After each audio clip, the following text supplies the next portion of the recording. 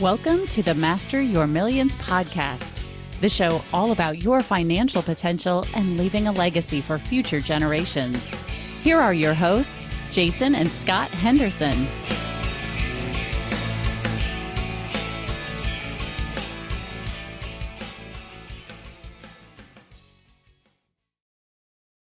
So we've got a guest coming on today that has been in our network of friends and has worked with Jason before. So Jason, who do we have coming on? Well, believe it or not, his name's Jason. So hopefully, in the process of this, when we say Jason, we don't know who we're talking to. At least us three will be figuring out, and those that are listening will attempt to figure that out. But we're pleased to welcome today Jason DePardo.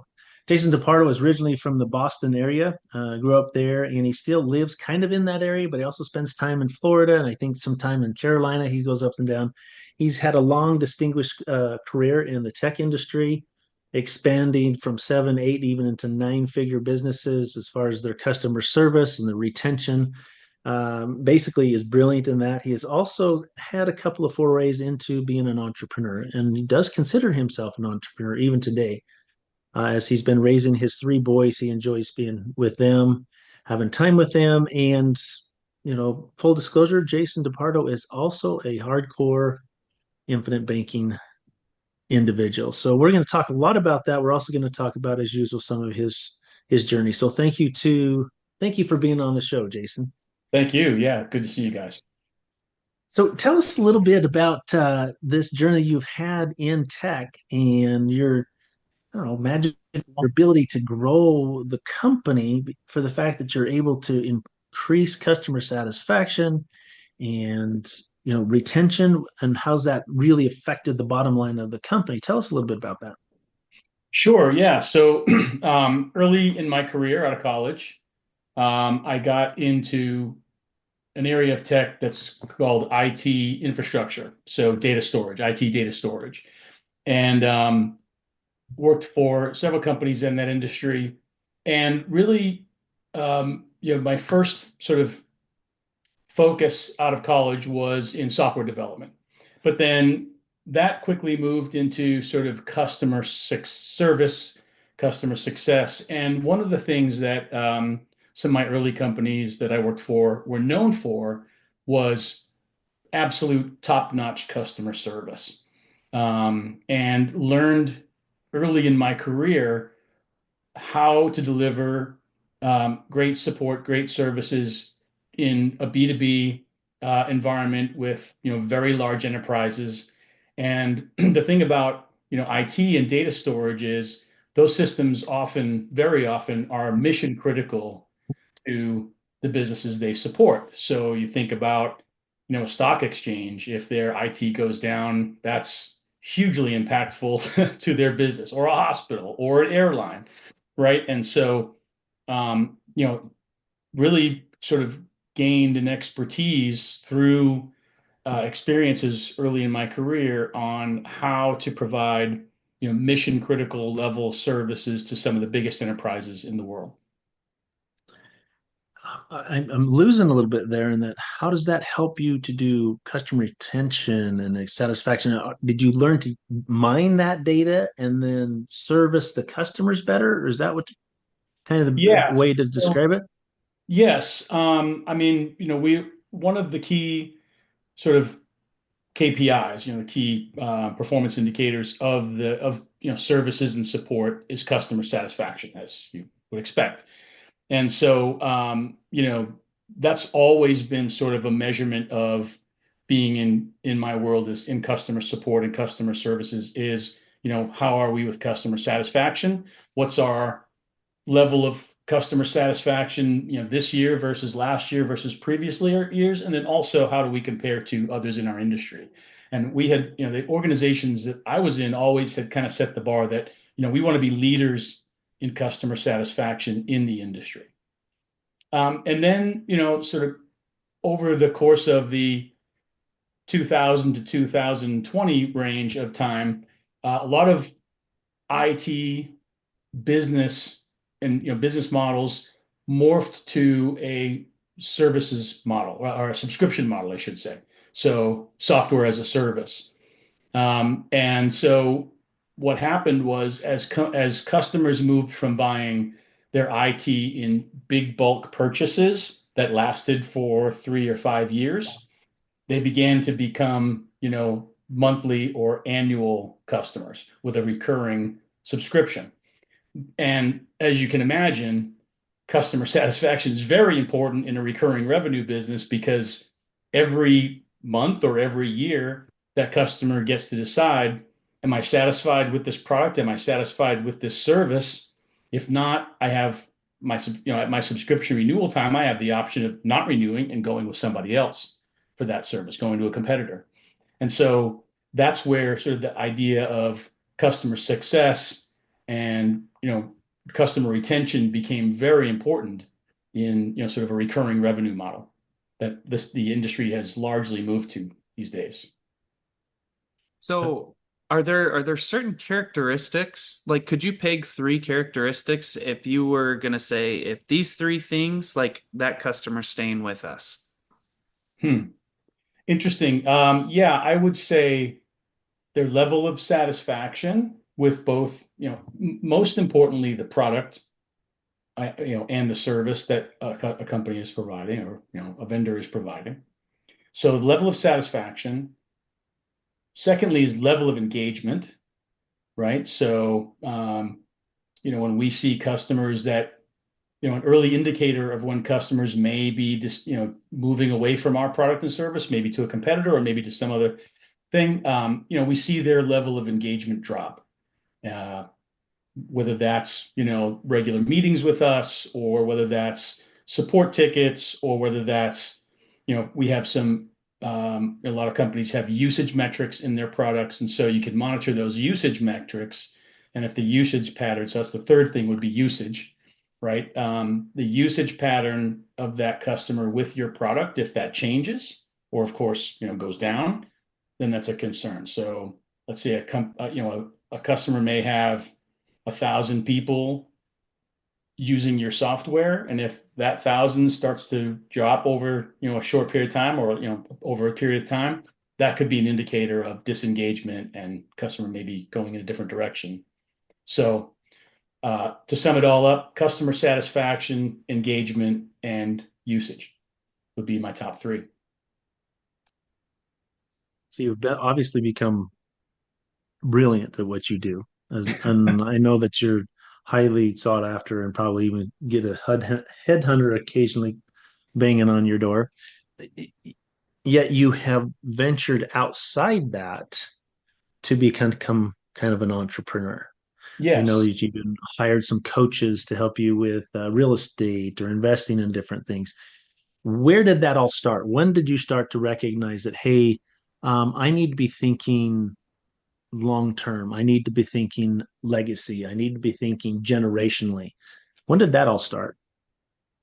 So that all started, sometime after my kids were born and sort of, we started a family, which for me was later in life. So I met my wife at, 35, and I have a stepson, that's hers from a previous relationship, and we have two boys together. And so our two boys were born between when I was 35 and 40. And so at that point, we had a family, we had three children, young children, and it the idea of generational, passing things on through generations kind of came over time, and it kind of came in layers. At first it was like, how do I protect my family since I'm, the primary earner in our family, the only earner really in our family. My wife is a stay-at-home mom. How do I protect my family if something happens to me? And so that was, priority number one. Um, and then my second priority was, okay, how do I leverage what I'm doing with life insurance, for example, into, sort of think about that as part of a retirement plan, and where does that fit in a retirement plan? So that was kind of layer number two. And then once sort of I had thought through and sort of worked through that, layer number three was, okay, now that I've got my family covered in case of an emergency if I'm not around, and I've got a retirement plan sort of structured, how do I then take the next step of sort of setting things up so that I can pass some things down to the next generation and to future generations in our family. So that really evolved over the course of the last. I'm in my early 50s now, just 50 now. So really over the course of the last 4 to 5 years, that thinking. And what has been some of the significant milestones as far as like aha moments that have come to you in your this quest to build wealth and build it in such a way that it's going to not only be something for you to enjoy when you get older, but also for your kids and possibly even your grandkids. I'm sure you're already thinking about grandkids. I know that's a ways away, but what have been some aha moments? Yeah, so I guess it was probably about 5 years ago. So about 10 or 12 years ago, I got my first life insurance policy through someone else. I was living in Seattle at the time, found an advisor there, and got my first life insurance policy. And really, that was to take care of sort of priority number one, which is if what happens to me. But it was a whole life policy. I think it was a universal life. And so, um, but then sometime after that, maybe about 5 years ago, I came across IBC. I can't remember how I came across it, probably on social media somewhere, the concept of IBC. And then and it took a little while of reading to sort of figure out, okay, what exactly can this do for me? Becoming your own bank is a great concept, and I'm very huge supporter of that. But there's more in my mind to it than that. That a whole life insurance policy and sort of how you structure it and this approach can provide. So, for example, and I think it was prior to reading your book, Jason, but I read a couple books on IBC. I read one, I think that's called, Do It Like the Rockefellers or something like that. And in the course of reading that and sort of thinking about it and reading some other things, I realized, so, I could leverage the IBC concept and a whole life policy to be really four things, right? A life insurance policy, a retirement plan, um, a source of liquid funds. If I need to buy a car, I can take a loan from the policy so it can act as a bank, a personal bank. And then fourthly, as a generational wealth tool, combined with some other things, a trust or what have you, and sort of, utilize that process for all four of those aspects of planning. What kinds of things have you used your policies to finance? I used it to finance my wedding, my first policy. I used it to finance my last car I bought with the policy. I've used it to finance some other investments, stock purchases, for example. So I've really, I've tried to use it very intelligently. Um, but yeah, I've used it for several things. That's awesome. Um, let's change gears just a little bit. And I know that you've started a couple of business and you did go through a bankruptcy. Now, I don't want to throw salt in the wounds or open anything else, but however, what are some of the lessons that you learned going through that process that Mm. maybe you could turn around and pass it to your sons or pass it to someone else? Say, hey, watch out for this. I didn't realize X when I was going into it, but by the time I was done, it was so glaringly obvious. I should have seen it or something like that. Yeah, yeah. Um, I think really, a couple of lessons. Um, so my bankruptcy came about when I started a business. I actually invested in a franchise and opened a franchise. It was a video security franchise, and the entire franchise setup was brand new. So it was kind of a franchise startup, if you will. So they had, the owners of the concept had a video security operation in Dallas that they were then, converting into a franchise model that could be scaled across the US. And so I was one of the first franchise investors, right? Franchisees, I guess it's called. And I opened a territory in the Boston area. And we opened the business right around March of 2008, which was really bad timing. So we did okay at the beginning, but then as 2008 rolled on, it got really hard to find customers that weren't being impacted by the, sort of the whole recession that was going on at the time. So we were a B2B business. We sold to businesses, video security systems, and businesses just were, shrinking their budgets because a lot of them were impacted by the recession, right? And so it was a tough time to be trying to start a business. And then at the same time, in mid 2008, the franchise home office went out of business. So the whole franchise model sort of collapsed on itself. They had been, and the reason why it went out of business was they had been raising money from investors. And for their next round of investment that they were planning to do, those investors, because of the economy and the situation at the time, those investors said, "Yeah, we're not going to do this round of investing," and so that just sort of dried everything up. So it was a tough time. But I had gone into that with some colleagues who had also invested in the franchise in different areas of the country that I knew from from previously. So, it's just some people in my network.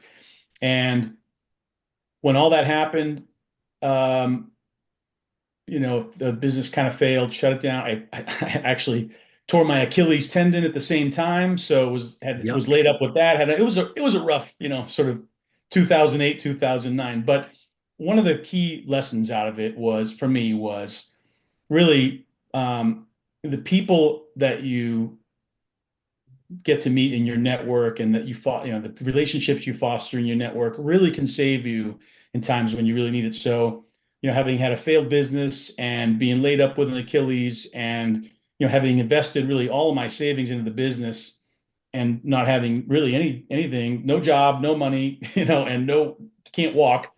It was my network that saved me. So a gentleman that had invested in the video business with me also closed down his area. He got another job, and then he helped me, kind of move into the same company that he was at. I interviewed for a job and was lucky enough to get hired. And so right away, just having that contact and that relationship just saved my whole situation coming out of there. So key lesson for me was, your network is everything, and the people that you surround yourself with are everything to your success. I love that because one of the things Scott will say, and he says it all the time, but he'll say it at the close of this, is that mastering your million starts first with your mind and also with your team, right? Mm. And you just say that how incredibly important your team is, the people that you surround yourself with, who you talk to, what you do. It's critically important. Now, that was a not so fun topic. Let's go to a funner topic. Sure. You recently closed out a syndication. Now, were you the head of that syndication? Yes. Okay, so you syndicated, and for those that don't know, you have some general partners, you have some limited partners, you have certain people bringing money, and that syndication of that group will go buy some real estate. Did you improve the property? But you had an exit. Tell us a little bit about that. You brought, I think the number was something around the neighbor of 90% return on their money. Yes. Yep. Phenomenal. So just tell us about that, how that went. Yeah, so we invested in a 30-unit multifamily portfolio of properties in Massachusetts. I had, the investors I had were, sort of acquaintances through work colleagues and other folks in, sort of a dad's group I'm in, and very, just average folks, nobody, no big investors. We put together a syndication. We bought a 30-unit multifamily property, paid just under 2.8 million for it. And our plan was to, improve the property, improve the rental income of the property, and thereby, improve the value of the property. And so, between a combination of doing those improvements and forcing sort of appreciation in the property, as well as just, good timing with the economy.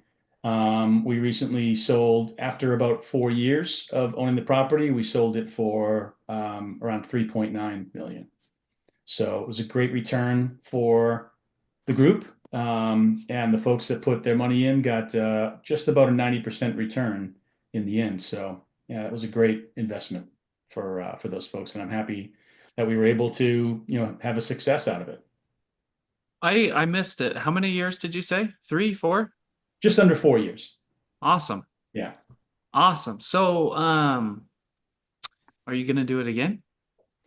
I'd consider it. Yeah, for sure. I don't know that I jump into it right now. It might not be my next venture, but I will definitely consider it again. Yes. But my situation sort of changed in the middle there. So I did make a move of my permanent residence, of our family from the Boston area to Florida. And so, that was another aspect of why it was good timing to sort of sell the property. And if I look again, perhaps I'll look, in Florida or in the Southeast as opposed to Massachusetts. I gotcha. So did you have to hire a new manager, or did you already have the management in place and that was a seamless transition? We initially went with the manager that was in place. It was a small one-person property management firm. She was great. She was a great manager. She knew all the tenants. She had put all the tenants in those apartments. So I had great relationships with the tenants, and that worked out for a while. But then, about 2 years in, we ended up making a change in property managers. It went very smoothly, and so yeah, so sort of a mix of both to answer your question. Cool. Cool, cool. So what's next? What's that next big mountain you're looking to climb? That's a great question. I think still TBD. I've got, several more years where I am in my position today.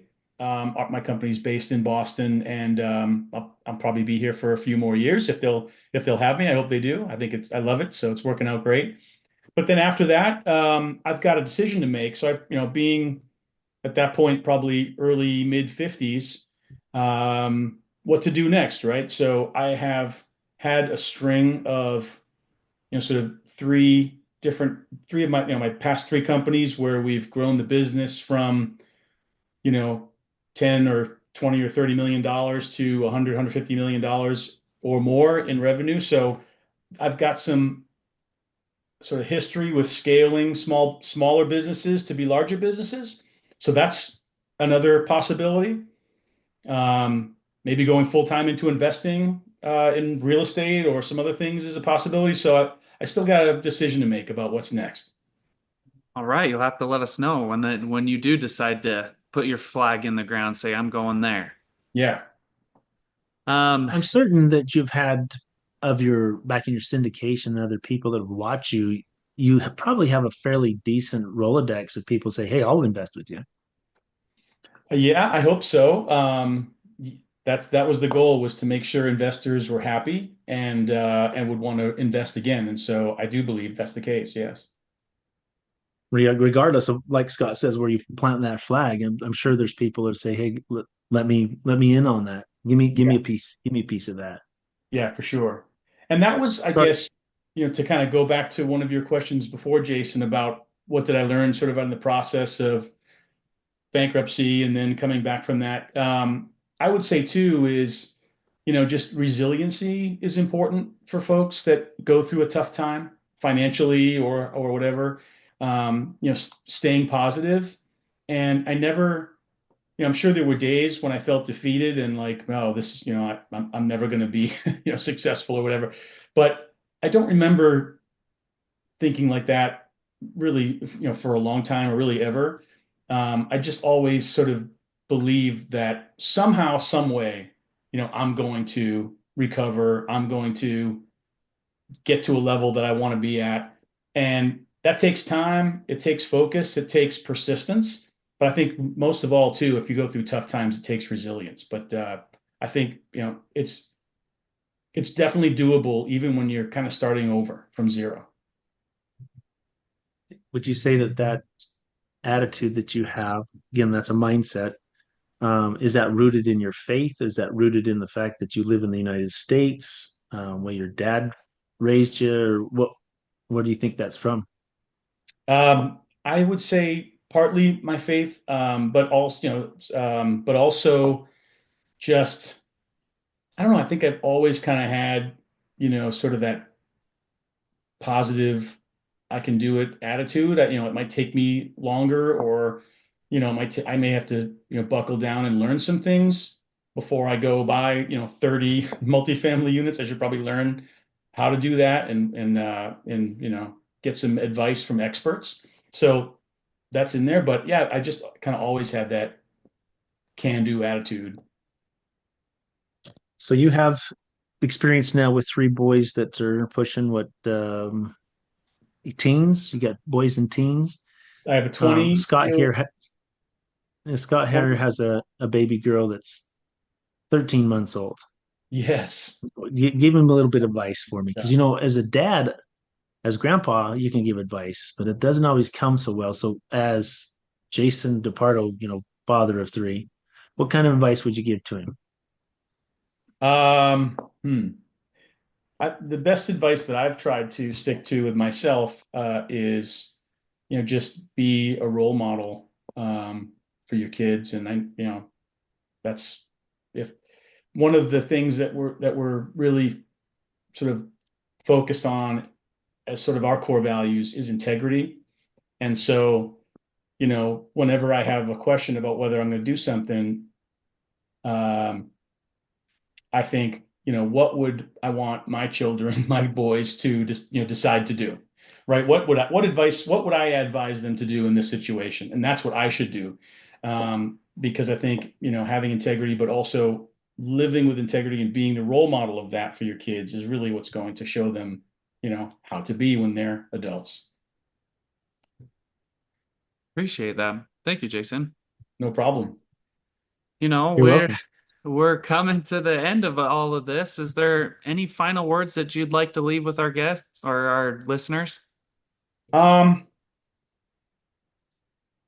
I guess the final thing I would say is, if you haven't started on your IBC journey, or if you're, sort of trying to figure it out and what it all means, just keep reading, keep listening to podcasts like, Master Your Millions, keep listening to, look for other videos, and you'll at some point you'll really start to figure out what can the IBC concept and program and approach do for me, and what do I need to get out of it, and you'll be able to match those up. So I would just say, keep learning, and it'll maybe take some time because it's a complex approach. It's a complex concept, I think, but you'll get it sorted out. And use the advice of Jason and Scott for sure. They can really help. Checks in the mail. Thanks, Jason. That's awesome. I really appreciate your perspective and your attitude, and your mindset is so refreshing. It's always fun to interact with you and hear the way how you approach things. I hope you're wildly successful going forward in some of your real estate and other ventures. That's really cool. But to you, Scott. Of course. Thanks for tuning in, guys. If you'd like to connect with our guests, we will leave links in the show notes down below. If you'd like to connect with Jason or I, feel free to also check the show notes down below. We'll leave links to us as well. If you like this show, please give us a 5-star review. It really helps out with the algorithm and everything else that goes on Apple or Spotify or wherever you're listening from. And last, remember that mastering your millions all starts with your mind and your team. Make sure they are the best. We will catch you next time. Thanks for listening to Master Your Millions with Jason and Scott Henderson. Check the show notes for any links or contact information about today's guest. Make sure to follow the show so you don't miss any future episodes.